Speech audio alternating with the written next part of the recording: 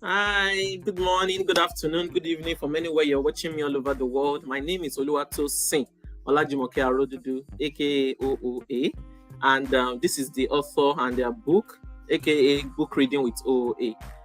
Today we are having an awesome coach who has written, prolific books that are transformational, and we're having our conversation around two of his books today, titled "Why Am I Not Selling?" and "Stop Being Normal." Yeah, can you imagine those titles? They're like a bomb, like a bomb. I love resounding titles that are compelling as a publisher. And those books they are worth their title. I've read them and I was extremely blessed, and I've brought out questions that we can address on this book show today. And why do we bring the author and their book to us on this platform? It is to build the culture of reading in us. There's a saying that goes thus, that the secrets of men are hidden in their books. So I believe that we should bring, as a publisher, we bring these authors so that they can share one or two things, some things that we might not get to read from their books with us, in order to inspire us, so that we can actually get those books and digest them, totally, and transform our lives. Sometimes the thing that you need to change your life and to move to the next level might actually be embedded in a book. And today we are having one of those, prolific writers, an author who is well known for his works, a transformational author, a strategist, a catalyst, somebody that if you come in contact with, your life will change if you are open-minded and you are intentional. Before we start, let's just do a brief intro before I bring on our guests. And meanwhile, I'll use the opportunity to also share the program on different platforms before we kick off finally. And if you're going to get to join us, please share and let us have your comments so that we can know that you're following us.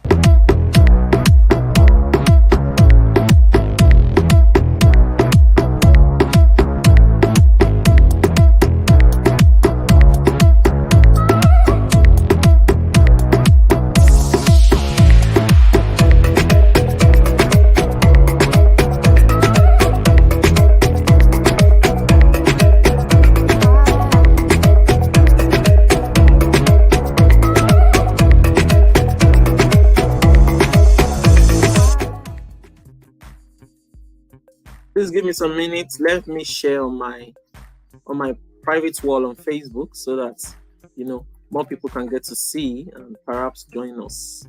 Give me a minute. Before then, let's just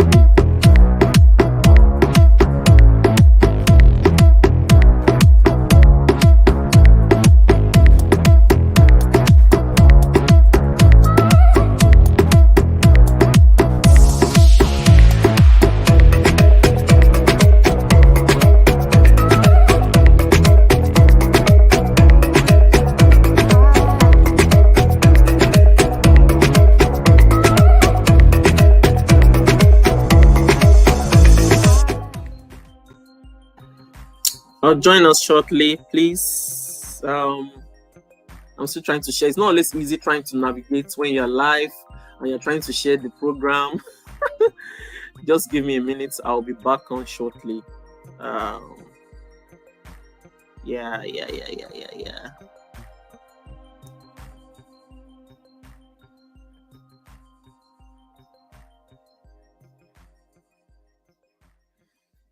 Okay.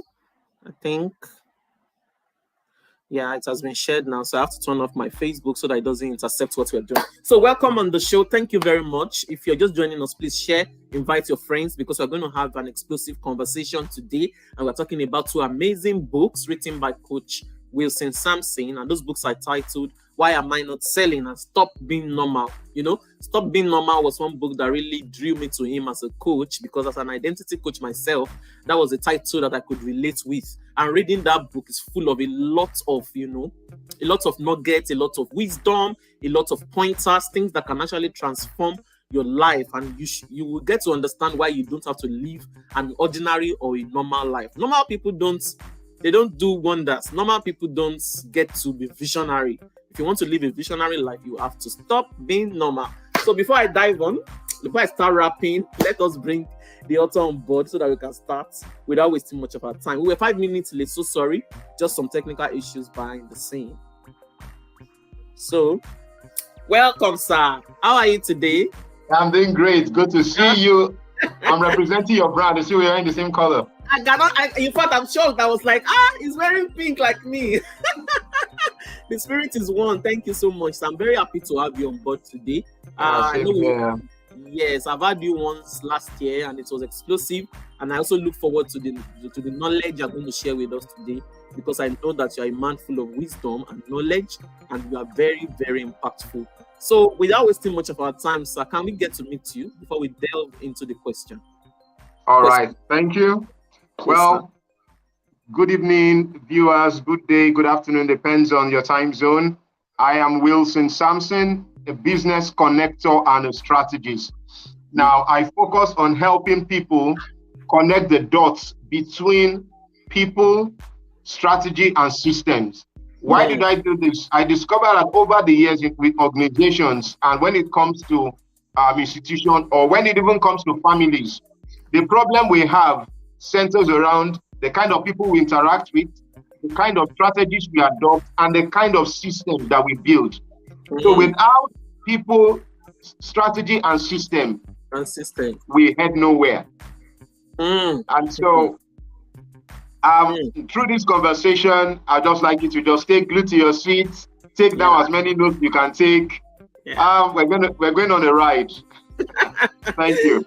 Thank you very much, sir. Even me, I will just, as you're talking, I'll be, putting them in the comment section so that I can get to, read them again. Yes, sir. So let's kick off. In your book, Why Am I Not Selling? Let me put it on the screen so that people can get to see. Okay. Yeah, this is the book right here. Very beautiful. And, you're welcome, sir. You wrote about the goal of selling and the primary goal of selling. Can you tell us more about this, sir? The goal of selling. Yeah. Okay. Now, the amazing thing about selling is that everybody is selling, directly or indirectly. But however, the difference between those who are selling and those who are not selling is as a result of the definition of why are they selling. Now, people are selling out of desperation because they want to have more money in their pockets. But that is not the goal of selling. The goal of selling is actually to solve a problem. To solve a problem. So if you are not solving a problem, then you have missed the goal of selling. So a lot of people sell because they want to make money, not because they want to solve a problem.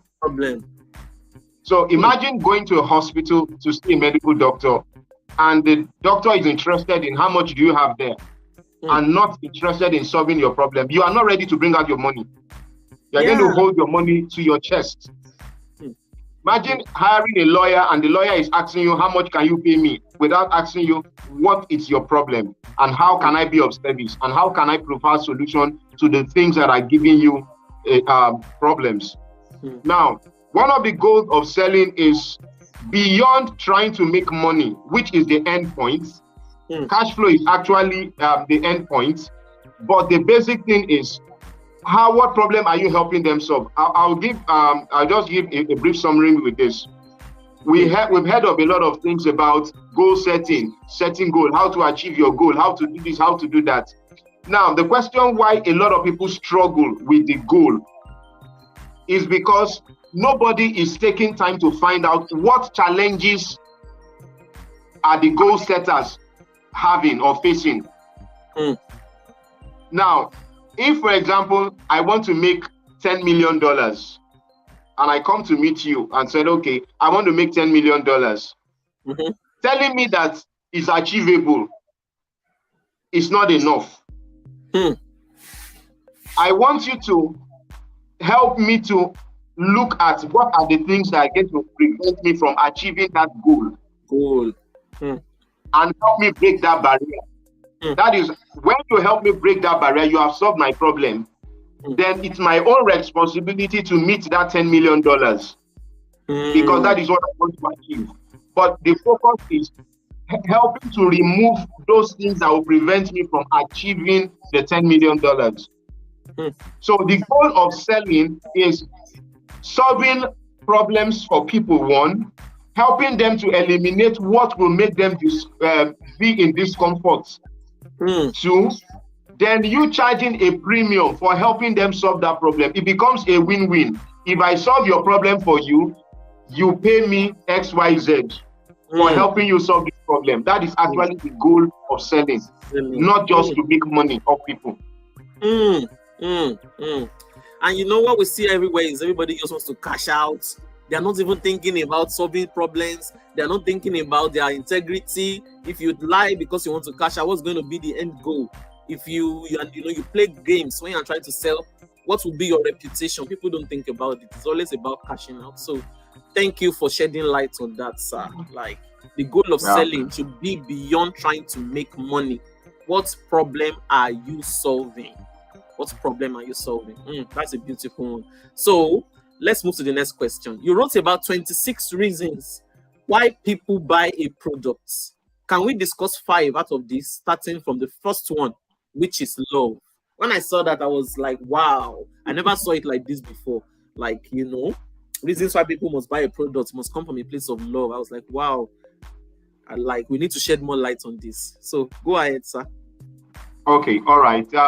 When it comes to the reasons why people buy from people, usually they tell us people must know you, like you, and trust you before they buy from you, before they buy into you, and before they buy from you.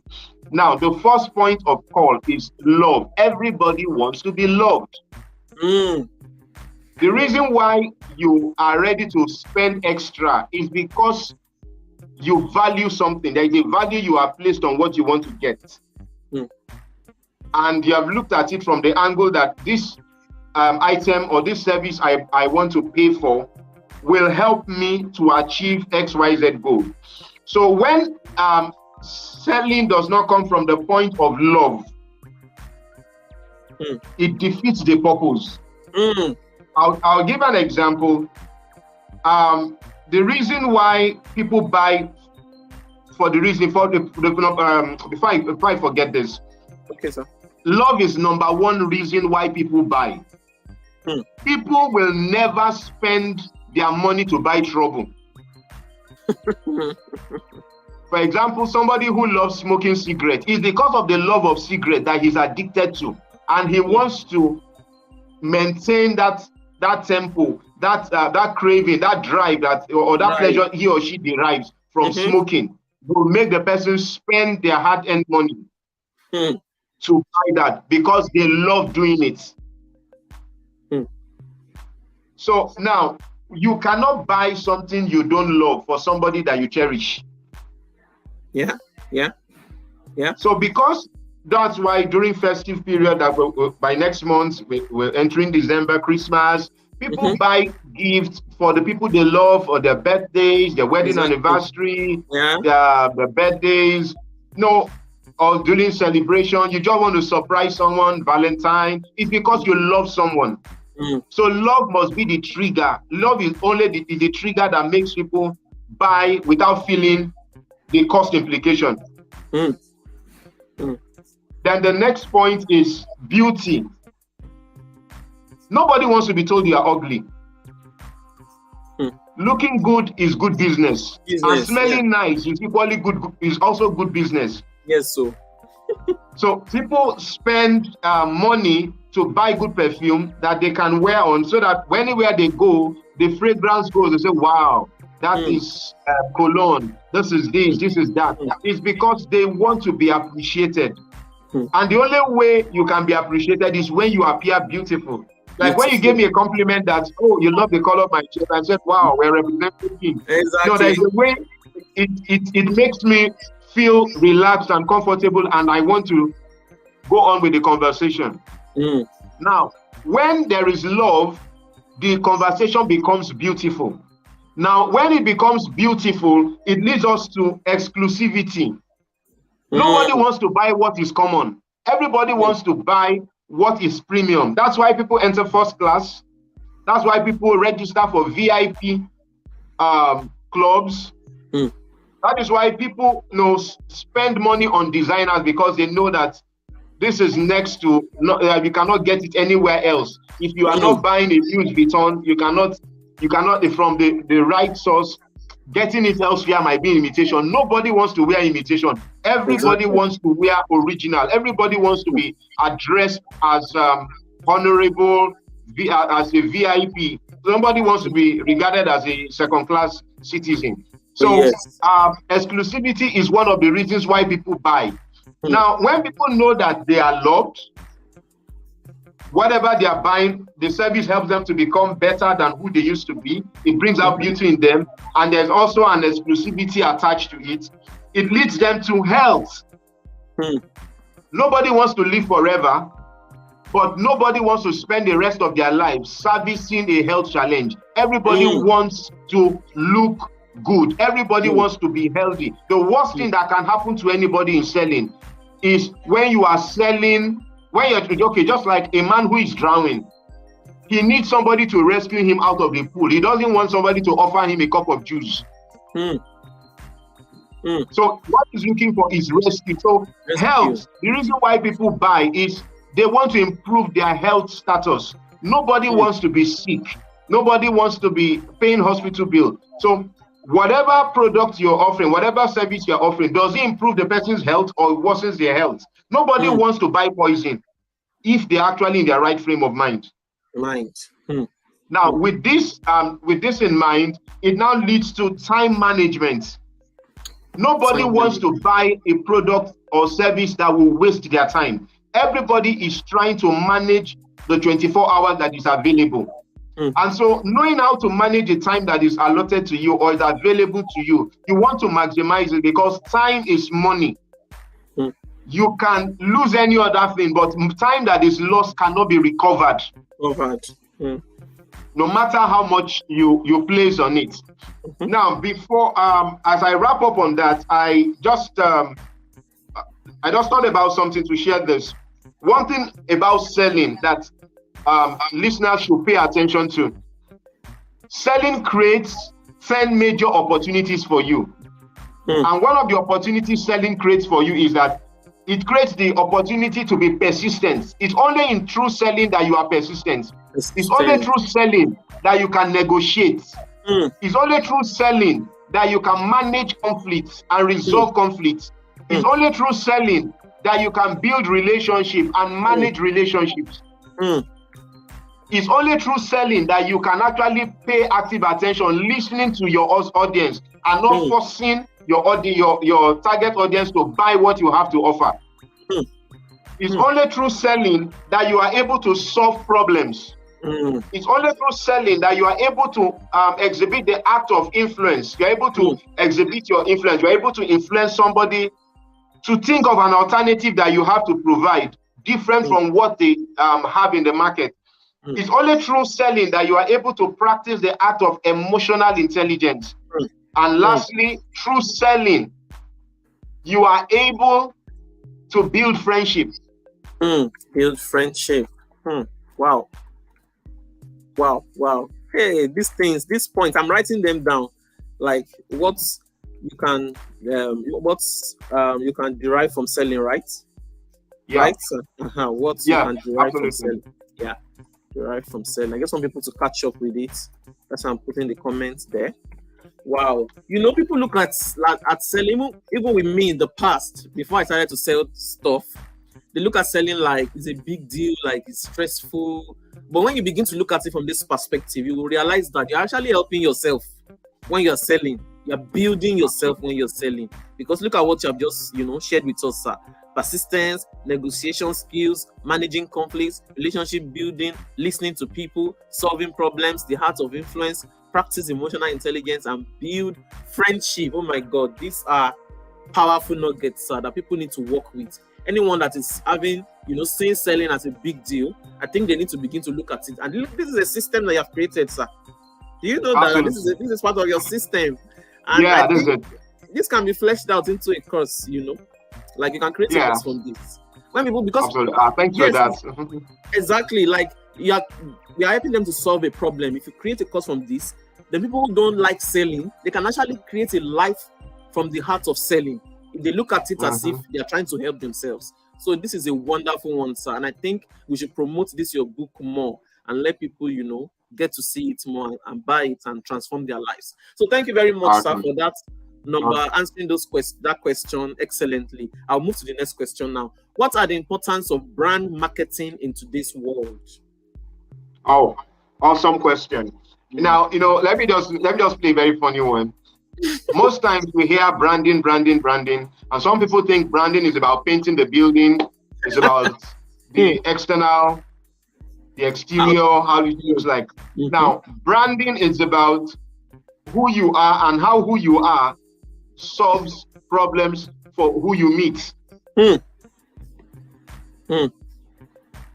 Now, with this knowledge of who are you, what do you do, and how does what you do solve problems for people that you meet, now brings us to the importance of brand marketing. Now, most times people mix marketing and sales together. Marketing is different from selling. Okay. And selling has to do with you're trying to solve a problem to close. But in marketing, you are trying to create an awareness for people to pick interest in what you have to offer.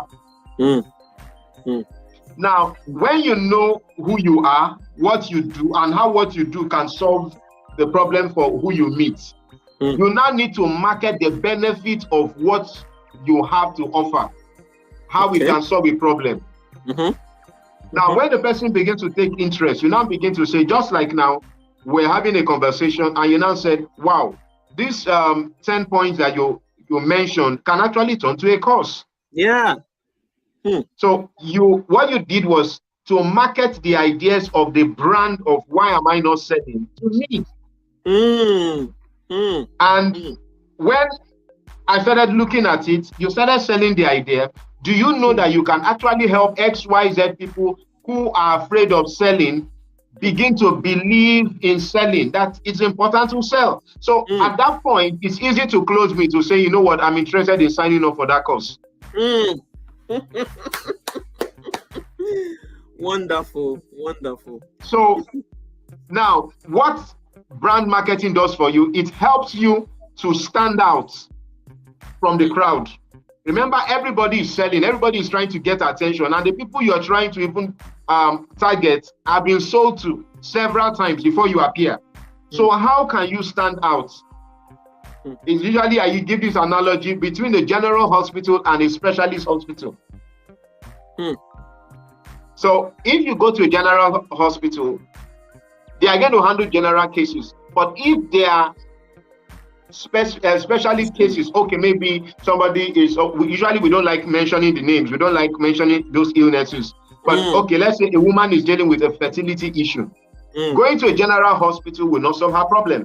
But when she goes to a fertility specialist, that is specific to her problem. So that helps whoever is operating in that domain to stand out from the crowd of medical doctors who are in the hospital. Then the second thing is, it helps to build trust and credibility. Remember earlier we established that people buy from who they know, like, trust, buy into before they buy from them. I was having a conversation earlier today, and I told somebody that if you don't believe in what you're selling, you are passing a psychological message to the audience out there to doubt what you are selling. I said, so have you ever seen a medical doctor you go and meet and you tell the doctor, this is the issue, and the doctor is afraid, I'm sorry, I cannot help you. Even if you have the money, you are not ready to drop it. But if the person says, okay, have you done this? Have you done this? How long has this issue been? So for somebody to be able to sell effectively, I will recommend that people study how medical doctors treat their patients. It is difficult for you to visit a hospital without parting with your money. When you meet somebody who knows what he or she is doing in that field. So now the next point is, when brand marketing helps to generate leads and sales. Okay. Like the example we had, the conversation we had, you were able to generate lead for me to say, why don't you look at developing a course out of this thing that you just shared? That is a lead. Now, going ahead to work on that idea and put it into a system that people can benefit from becomes a sale, becomes an opportunity to sell. And somebody once said something that if you don't sell, you start to stink. If you don't sell, you start to stink. Because it's just like somebody who is drinking water and the person is not able to pass out urine. After a while, it becomes a problem. So when you have a product and you are not advertising, you're not letting people know how this product or service can be of help, you are suffering from constipation. You cannot use it, you cannot buy it, and it's not useful to you, but it is useful to someone out there. That's the same way ideas happen. I tell people, share ideas with people. Never be afraid of who's going to steal your ideas, because an idea you do not share and you do not work on will die until you put it to use. Then the next thing that brand marketing does, that it helps to increase customer loyalty and repeated business.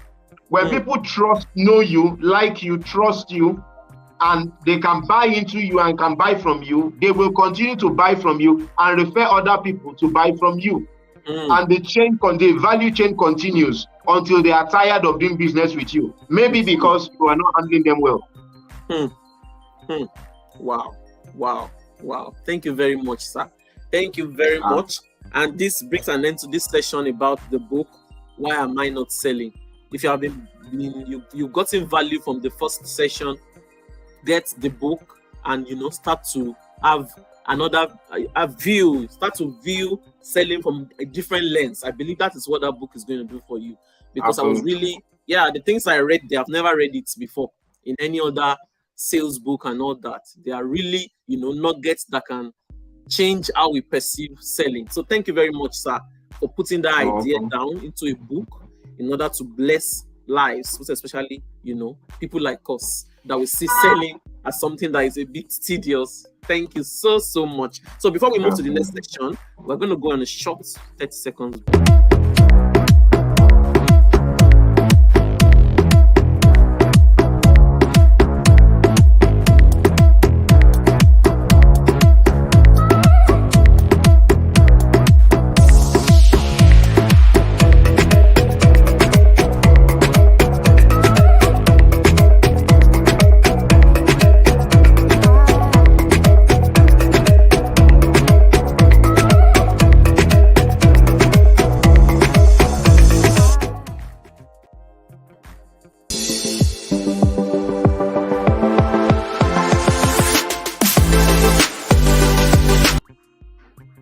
Yeah, welcome back. We just finished the first session of the show today, and the books we are having a conversation around this are Why Am I Not Selling? The session which we have just finished. If you're just joining us, you have to make sure that you catch up with that session, filled with a lot of knowledge that would help you transform your mindset when it comes to selling, and when it comes to marketing, and when it comes to branding. So right now we're going to move to the second session, and we're going to be talking about this amazing book, Stop Being Normal. This book was what drew me to Coach Wilson Samson, and having read it, I can say that it's a powerful and a transformational book. It's a catalyst that will spur you into the next level that you need to be in life, rather than stay stagnated. So I'm going to bring him back on so that we can start to talk about this awesome book.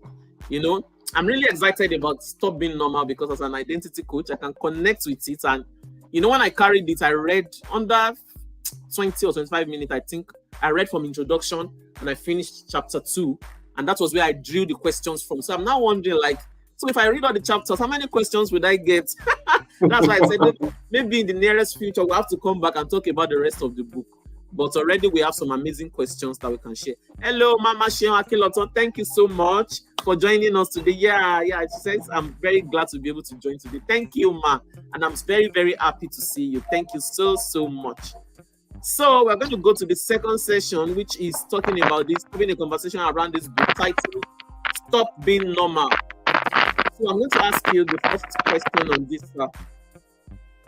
In your book, Stop Being Normal, you wrote this under the introduction, and it caught my attention, and I smiled because I could relate. You may not reach your destination in a minute. That was what you wrote there, so that I'm bringing out like a question now. But the minute you change your direction and act, you will begin to see changes in your life. Can you discuss more on this and make people understand the importance of changing our direction and acting in order to change our lives? Over to you, sir. Well, okay, thank you. In fact, that book is a book that sometimes I ask myself, are you the one that wrote this book? Or somebody, or you bought it from somewhere? It's a powerful book. I can attest to that. Well, thank you so much. Yes, I will give a personal experience, and I'll also share experience of someone that read the book, what the book did for the person. Now, from my personal experience, many times we want to experience change, but we don't like the dimension at which change comes to us, or the picture change paints to us. And so, for example, we live in a society where nobody wants to fail. We all celebrate success. And so if you are not succeeding, nobody has regard for you. And so I remember I went to secondary school. I had no business to be in science class. Because my friends were in science class, I went there. And so I was theoretically sound in sciences, but practically nowhere in sciences. And so because of lack of guidance and counseling, I wanted to be a medical doctor. I wanted to be called Dr. Wilson, So that pushed me, even when I was struggling, because of the determination to be a doctor. I kept forcing what was not meant to be, to become. And that's why you see a lot of people do it in terms of career, in terms of marriage, in terms of business. Something is not working, but you are forcing yourself to do what is not working, and you're expecting change to happen. It will not happen. And so the only way I had to do was, when I wrote, I struggled that way and thought it was determination, but I was actually exhibiting foolishness. And so as time was going and I was not achieving anything, and I said to myself, would it not be better for me to take a U-turn, pause what I'm doing and take a U-turn? And I took a U-turn after 2 years of, I wrote WAEC, I wrote the school SAT, I failed, I wrote GC. In fact, the result I got in GC was worse than the result I had. So at that point, I knew that this is no longer determination. So I now had to take a cross correction. I had to take a U-turn by going back to secondary school. I went back to SS2. Now this time I now went to art class, and when I got to art class, I never knew I loved government because I was very good with current affairs. I got to the class, I started topping the class in government. And it was like a speed of light. So if I did not take that turn, I would not have discovered that I was great in this area. And from there, that's how I kept on improving. Now, to the second example of I wanted to give, a pastor in Ghana bought my book and kept it. He was having a challenge because people had encroached the land that they bought. And he was helpless, not knowing what to do. Somehow we just had a prompting in his spirit. He picked up the book and read only chapter 1 And courage came from nowhere. And he went and collected all the land that was collected from him. Today, they are building on that property. In fact, they have gotten to the roofing stage. And everywhere he goes, he keeps marketing the book. He said he had read the book several times, to the extent that they had to conduct a book review on Stop Being Normal for 3 months for members of his church. Wow. That if you are still complaining, it's because you have not read Stop Being Normal. So Stop Being Normal became the drug. So it takes courage to be able to change the situation around you. Maybe it's a job loss. As at the time I was writing Stop Being Normal, I was in a place where I was in a situation whereby everywhere I walked, they were owing me. In fact, so when I was writing the book, I was being owed 3 months' salary. Not knowing what to do, I now decided to say, you know what? I have to stop being normal. The normal thing is to be applying for jobs. But the abnormal thing is to find out what can I do for the rest of my life, and my generation will be happy for it. And that was what drove me to say, look, there is more inside of every individual. There is more inside everyone. If only you can reach deep, look within, and stretch out. After all, when you were growing up, we made mistakes. But we did not stop at the mistakes. The first time we tried to talk, nobody could believe what we were saying. We tried to crawl, we fell. We tried to sit, we fell. That did not stop us.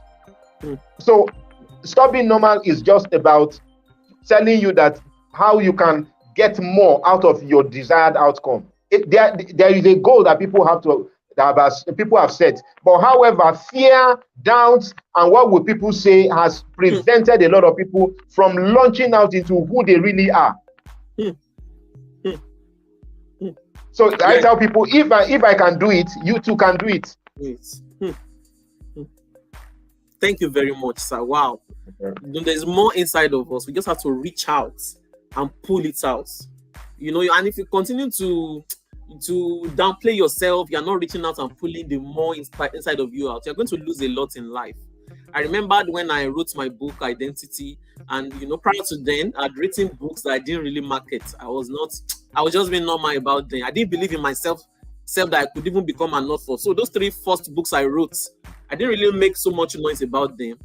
I just left them there. But when I wrote Identity, I think I reached out into the deepest part of me, and I started to market that book, and I saw results. So oftentimes when we don't see results, it's because we are playing normal. And that's why I love that your books are, as in we have to stop being normal in order to, attain to the places that God has, made and prepared for us. So thank you very much thank you for answering that question excellently. So we'll move to the next question now.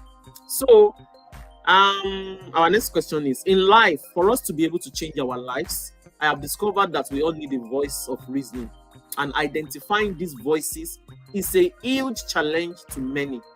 I believe Oluwaseye Okeshonabi, is that the pronunciation?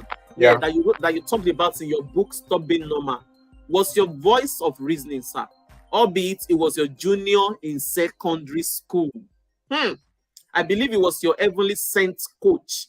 Can we discuss, as coaches, the importance of identifying these voices and submitting to their instructions in order to change one's life? Wow. Well, thank you so much.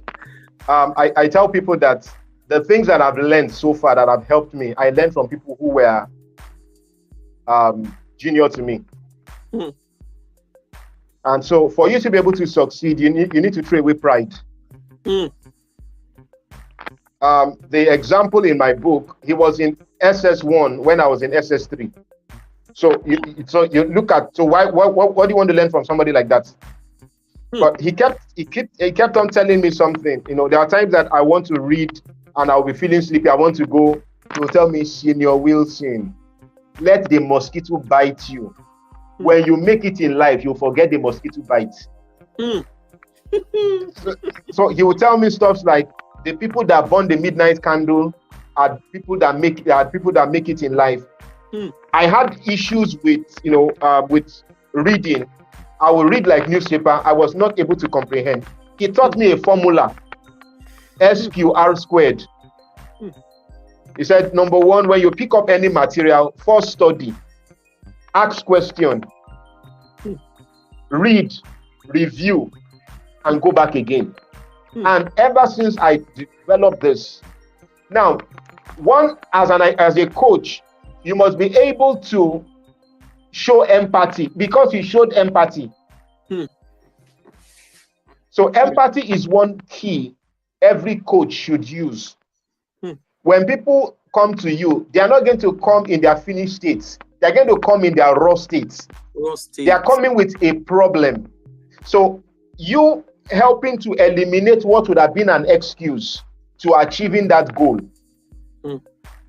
It's what will make the coaching experience worthwhile.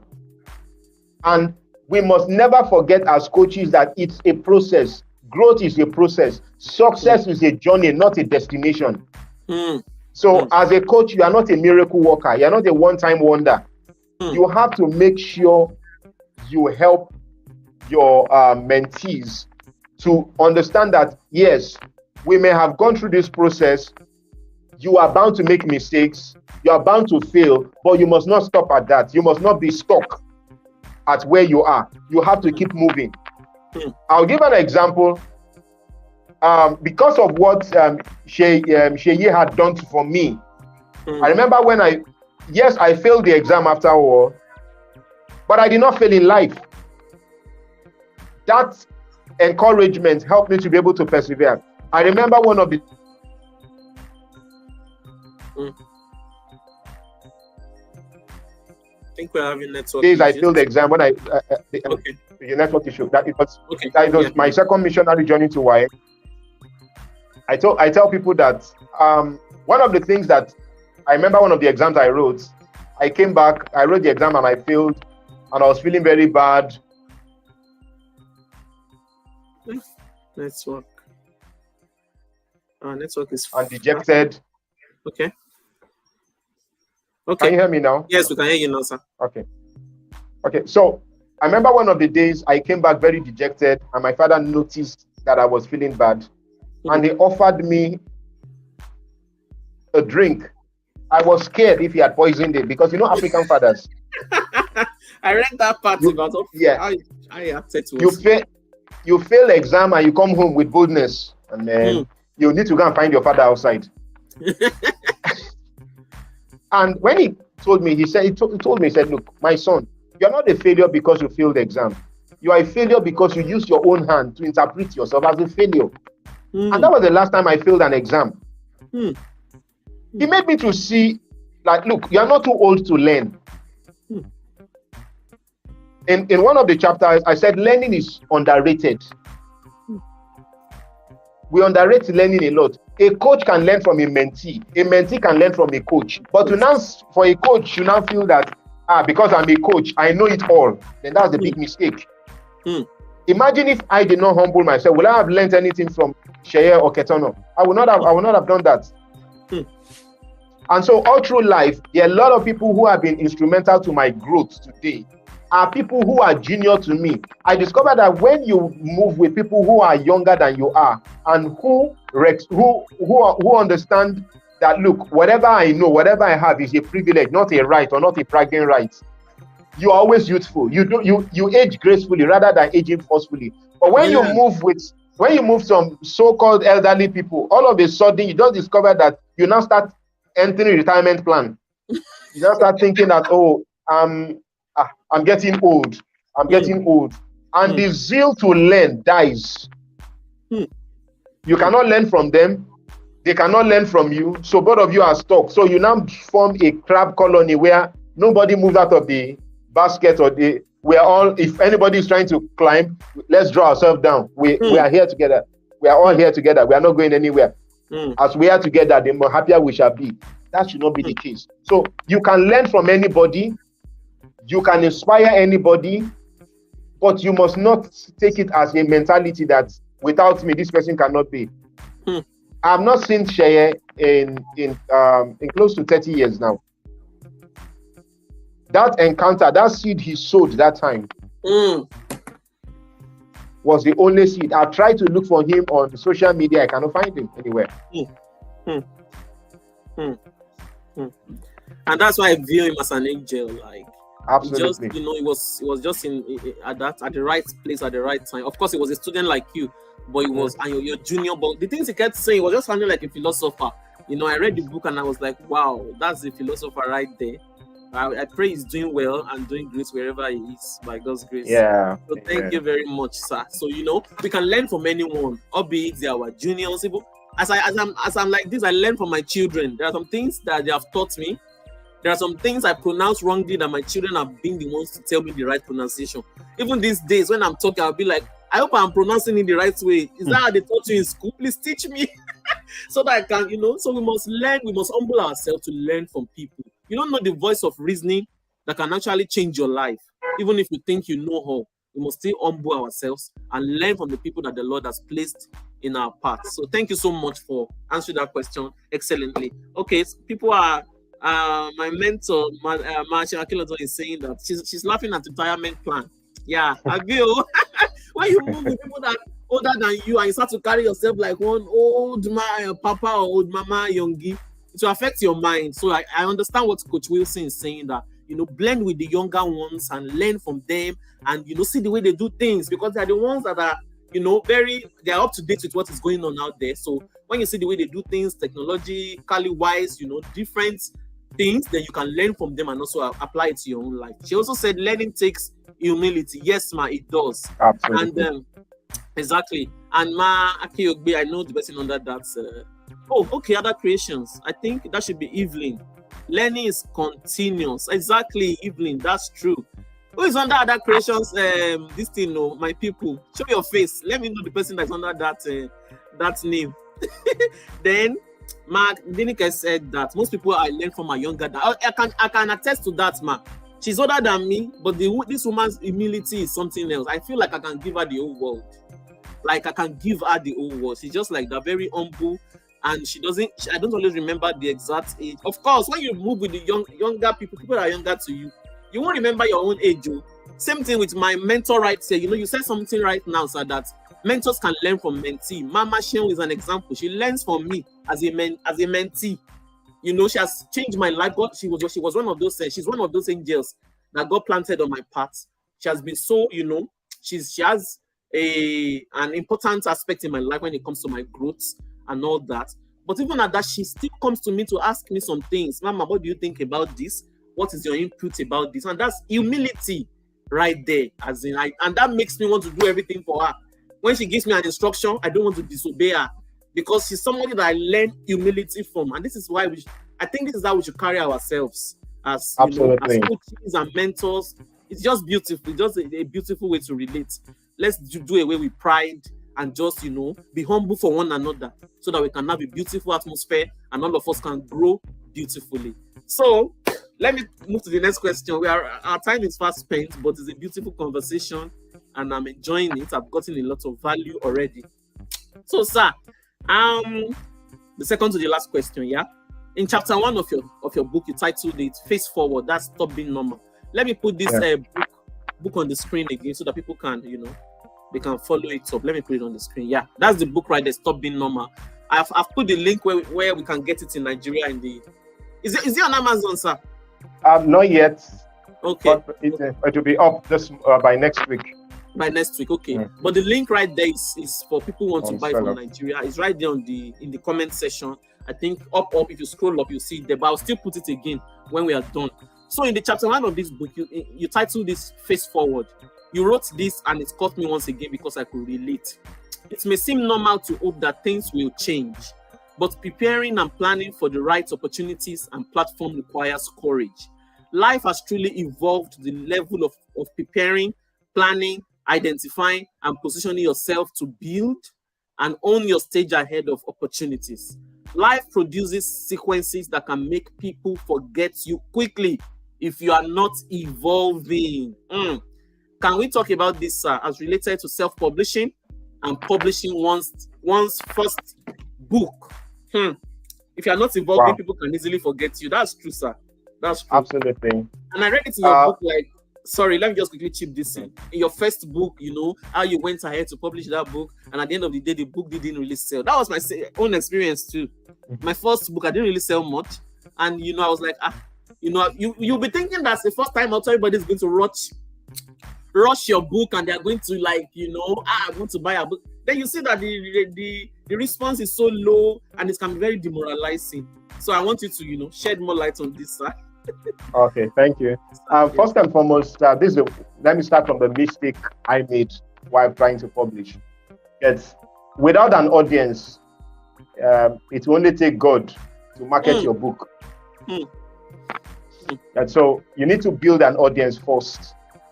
Be known for something, then begin to, based on the content you are churning out, what you stand for, people will begin to identify with you that this is what resonates with this person.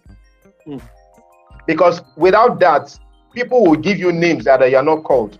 Then secondly, be very mindful of voices. I remember the first time I tried to write, they told me, if they are looking for people to write book, what experience do you have?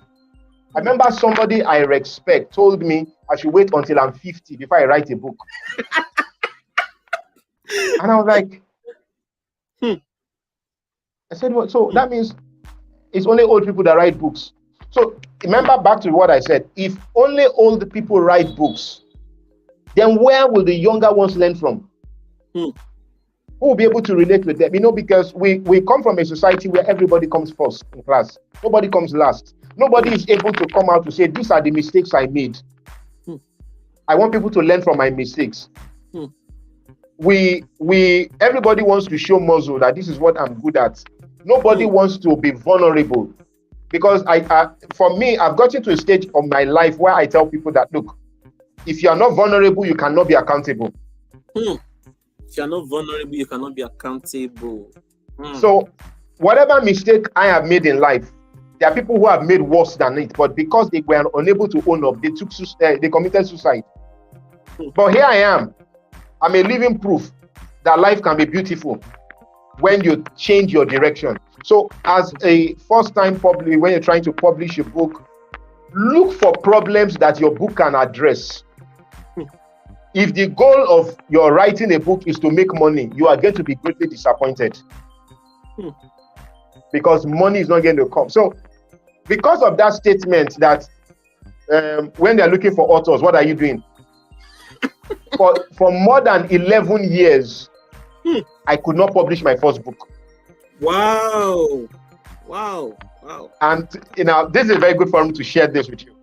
I remember when you saw the first design of Stop Being Normal, you said, I'm interested in this book. I said, hold on. Now, something happened during the pandemic. That's why you must be consistent. You must be known for something. Somebody recommended me to a client in the US who had been struggling with writing his own book. And so I handled his book. Somebody who has been battling for more than 4 years to write a book. In 6 months, I was able to write 3 books for him. Now, out of the 3 books, 2 of the books fetched him. He made a sale of $15,000 selling 2 of the books. Wow. And so when I noticed that, he paid me, I said, okay. I pulled down all my books. I said, hold on. If I can write a book for someone and the person makes this amount of money, then I think his newspaper I've been writing for myself. Let me go back to work. So that determination helped me to now look at, okay, before the first title of Stop Being Normal was how to use your personal challenges to overcome peak performance. I said that was English. That should be tagline. That's a tagline, not a title. It was not addressing anything. Yes, people read it and it made sense to them.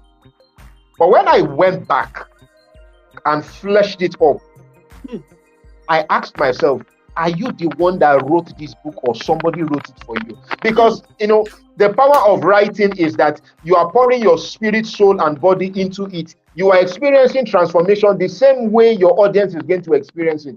That's what writing is for me too. That is what it is. So if you cannot feel the vibration and your audience cannot feel the vibration, then who will feel the vibration? So your book must be able to address a problem. So Stop Being Normal is addressing the issue of people, personal development, people who have given up, people who have looked down on themselves, people who have allowed the fear of what will people say, excuses. People don't read books. Authors are broke. You cannot make it in Nigeria. You cannot make it from Africa. You cannot make it abroad as an immigrant. All sort of excuses that people want to give. So Stop Being Normal is trying to tell you that, look, there are people who are succeeding, and it's because they decided to press on to things that were bigger than what they imagined. So I tell people that if you cannot see with the eyes of your mind, then your physical eyes will deceive you. Powerful. Thank you so much, sir. And I've been thinking, my first 3 books, I wrote them in quick succession, when God just tells you that this is what you're going to be, the inspiration is pouring, you're not putting the work, you're not being thorough. So I wrote those 3 books in the space of 7 months. And, I've just left them. Some of them are, I think 2 of it is on Amazon. But from what you said, we lost him. Okay, network. Okay, welcome back, sir. From what you said, like you said, you pulled them back. And I've been thinking for a while now, if I look at myself as an author, aside those 3 books, I don't really talk about them. The first book I usually talk about is identity. Meanwhile, before identity, I've written 3 books, but they don't represent me and what I stand for. So like you said you have to pull down your books, to flesh them out, to write them all over again. And you've just inspired me. I'm going to bring out those 3 books. I'm going to bring them down from Amazon and, rewrite it all over again. What I've been kind of skeptical is that, okay, it's a journey. I want people to understand my journey. But the thing is, people might not even remember those books. You understand, they might not even read it. It might just die like that. So I will bring them down, then rewrite them all over again, flesh it out, and resell them. I think that's the best thing to do. So for authors, if you're going to write a book, I think you should go for mentoring. Let people coach you. Don't just venture into writing without learning from people who have been there, so that you can avoid the mistakes when it comes to self-publishing. Then you can, sell to people, address their problems, and get return after addressing their problems. So thank you so much, sir. Let's move to the I think we're in the last question now, right? Yes, the last question. Being authentic makes you exceptional, not popular. I think I saw this in your book. Yeah, I saw it in your book. It makes you exceptional, not popular. But being popular does not make you original or extraordinary. It only means you are simply normal. This was one of your quotes in chapter 2, titled Stop Being Normal. And as an identity coach, it made me so elated. These are my values and what I teach. Can you shed more light on this, sir? Okay, now we live in a world of imitation. I remember I shared recently on Facebook that everybody copies. And few people think, because thinking is hard work. So for you to be authentic, you have to think. For example, I have someone I call my coach on thought creation. Okay. So now, thought creation is different from content creation. Everybody is creating content, both the one they copied and the one they are unable to process. So the question now is, how are you able to process your thoughts in such a way that it makes meaning? It makes a lot of sense. Now, I'll give my quote. Like, I remember one day somebody was telling me, nobody supports me, this, that. I just told the person, look ahead and not at heads. The person was like, what's the meaning of this? I said, when you look at the heads of people who are looking at you, you will not go forward. But when you look ahead and not at the heads that are looking at you, you will go forward. Look ahead and not at heads. So now, the world is looking for authentic people, just like the Bible says that the earnest manifestation of the sons of God are waiting the manifestation. I think I misquoted it somehow. But what I was trying to draw out, that the whole creation, they are waiting for the manifestation. So people are waiting for you. So for you to be authentic, you have to be a problem solver and not part of the problem to be solved. so we have a lot of people who are creating problems, and I usually tell folks that are close to me, and I tell them at home, the people who create problems pay the bills of people who solve them. So the question you ask yourself, am I solving problem or am I creating problems? Problems. And people are going to remember you for two things: the problems you create and the problems that you solve. So who would you respect more? The world will always clap for the person who solves problem more than the person who created problem. So for you to be authentic as an author, as a coach, or as a business person, or as an employee, you must tell yourself that you must not conform to what other people are doing. You must not do things haphazardly. You must not say, it's grace, and you are not thorough in your approach. They give you a document, you return the document tattered. There is no touch of excellence in what you are doing. That does not make you authentic. It just makes you ordinary. And the world is not looking for ordinary people. The world is tired of ordinary things. We want people who will think outside the box. In fact, I tell people, in fact, you don't need to think outside the box. Shatter the box, because you are the one that created the box in the first place. Shatter the box. Yes, so. So for you to shatter the box, it shows that you are tired of being normal. So who has a normal life helped? You cannot be telling yourself one day is going to be better, one day go better, and you are not doing anything about it. I think somebody defined it that insanity is simply doing the same thing over and over and expecting for things to change. So for you to be authentic, you must dare to be different. It's better to be alone than to be with a crowd that is heading nowhere. So part of authenticity is that you are ready to be a pioneer. You are ready to set the pace. I tell myself sometimes every morning I wake up, I initiate, others imitate. Initiate, others and so if you imitate, so if you are not initiating, you obviously are imitating. And people don't pay attention to imitators, they pay attention to initiators. Wow. Sir, please continue. Continue if you still have what to say.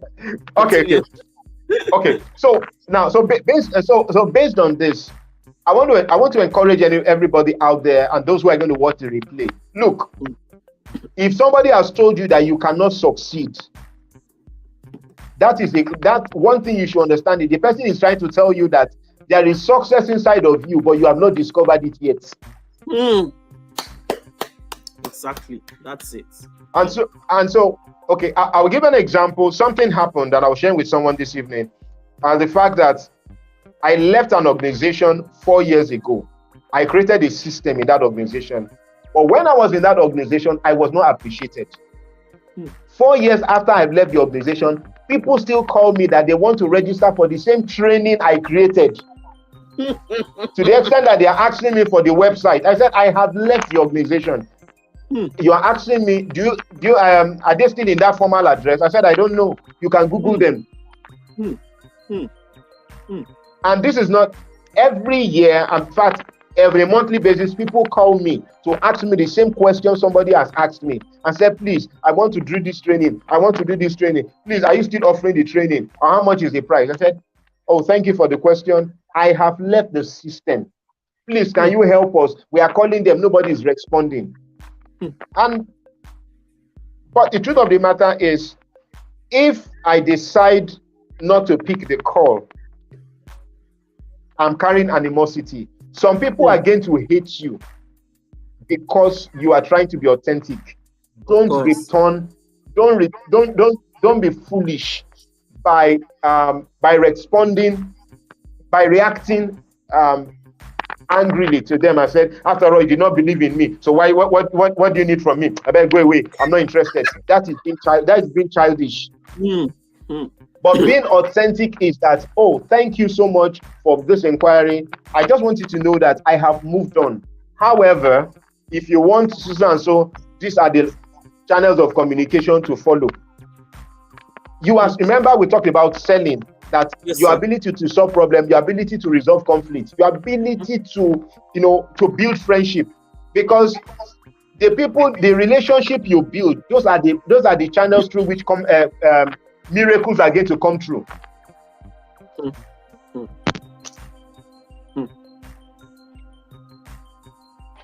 Yeah. Thank you so much, sir. I think that will be because of our time, because if I continue, it's going to be 3 hours. To come back.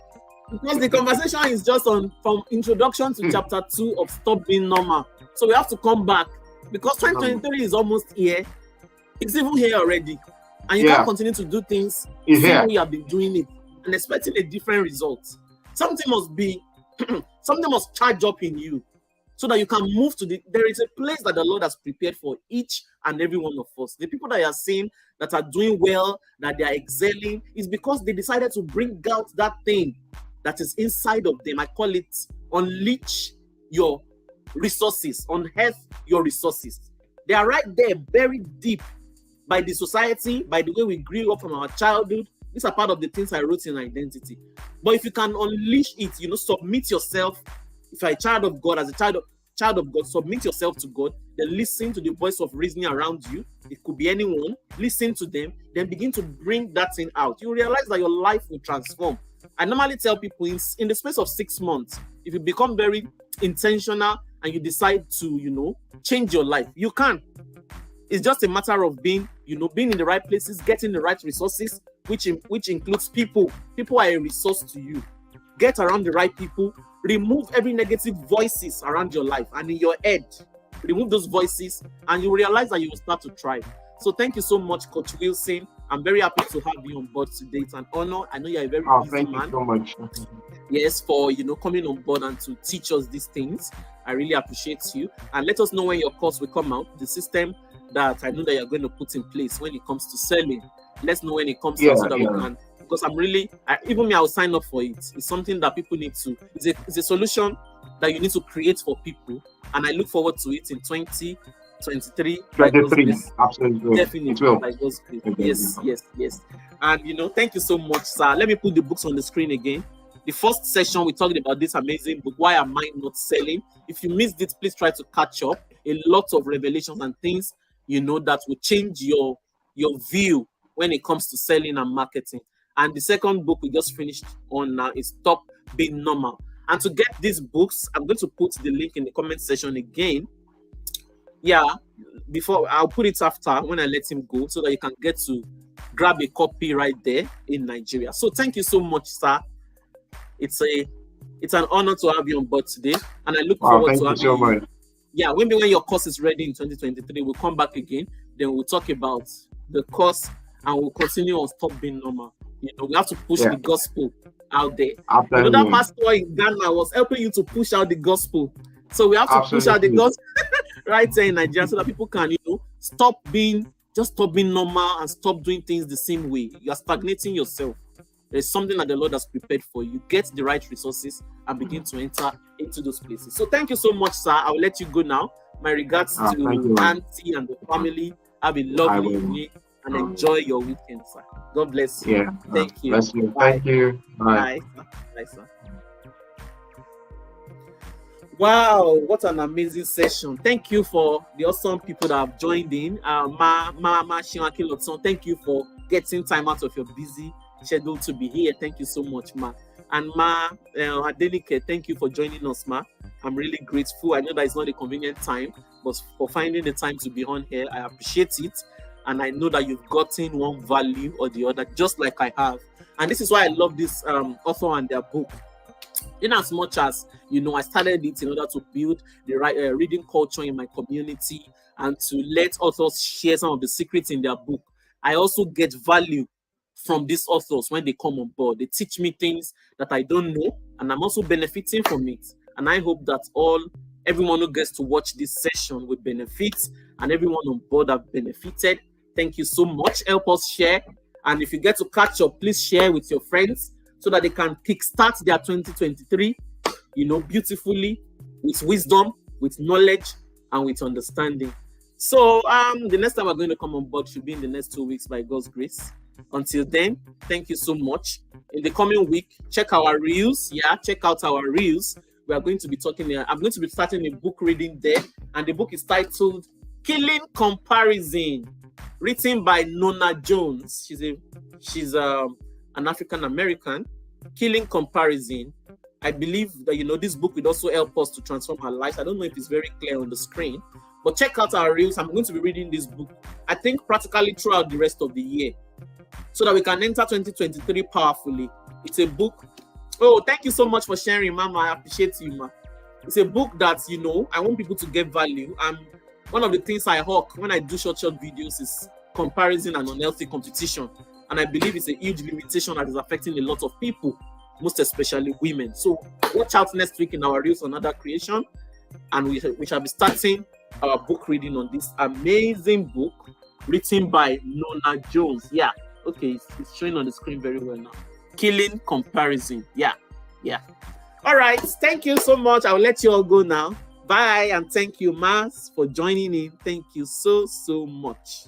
Have a nice and fantastic weekend. God bless you. Bye.